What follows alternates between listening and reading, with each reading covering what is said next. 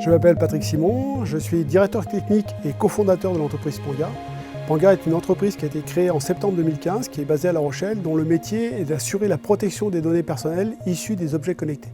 Le projet Protect Yourself, ou PY, à l'époque il s'appelait le projet Ozone, Home Security Network. L'objectif de ce projet-là, c'est de protéger les données personnelles issues des objets connectés de la maison.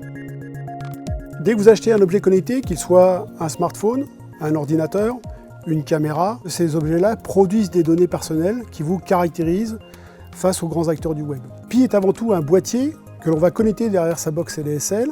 Le boîtier Pi va permettre d'anonymiser certaines données, filtrer certaines données, les rendre complètement aléatoires pour pouvoir se cacher des grands acteurs du web sans nuire au bon fonctionnement de l'objet connecté en lui-même.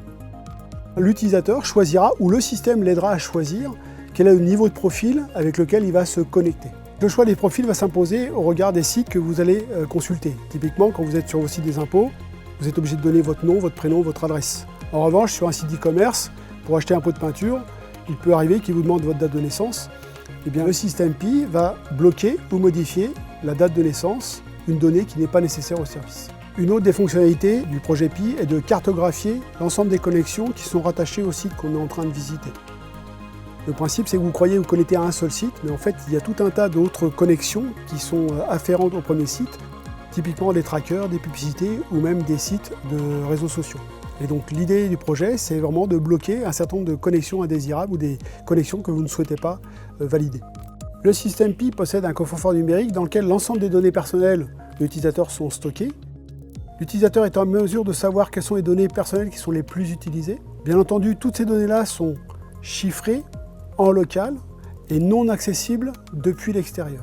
Même si un hacker essaye d'y accéder, il ne pourra pas exploiter les données. Au fil de vos navigations, l'interface va vous fournir une vision d'ensemble de la protection de vos données personnelles sur la base d'un score. Une autre des fonctionnalités que nous sommes en train de développer est la signature unique. Vous vous connectez plusieurs fois sur différents sites avec des identifiants et des mots de passe que vous oubliez. Là, l'idée, c'est que vous vous connectez une seule fois sur le boîtier Pi, et c'est le boîtier Pi qui va générer des identifiants et des mots de passe aléatoires pour l'ensemble de ces sites. L'Europe a raté le marché de la donnée. La donnée, c'est l'or noir du XXIe siècle. Aujourd'hui, assurer la protection des données personnelles, c'est un enjeu majeur au niveau sociétal, politique et individuel.